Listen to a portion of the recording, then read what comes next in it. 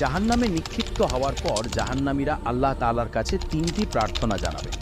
প্রথমত তারা বলবে, হে আল্লাহ, আমাদের উপর এই কঠিন শাস্তি অব্যাহত না রেখে আমাদের মৃত্যু দান করুন। তখন আল্লাহ তাআলা উত্তর দেবেন, হে আমার বান্দা, জাহান্নামে মৃত্যু বলে কিছু নেই।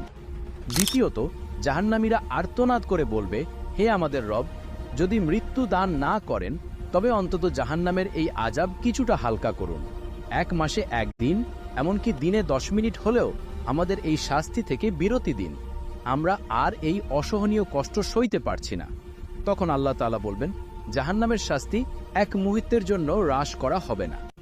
তৃতীয়ত জাহান্নামীরা মিনতি করে বলবে, হে আল্লাহ, আমাদের পুনরায় দুনিয়ায় ফিরিয়ে দিন। আমরা দুনিয়ায় ফিরে গিয়ে শুধু আপনার ইবাদত করব। তখন আল্লাহ তাআলা বলবেন, দুনিয়ায় ফিরিয়ে দেওয়ার আর কোনো সুযোগ নেই। আমি তোমাদের জীবন দিয়েছিলাম,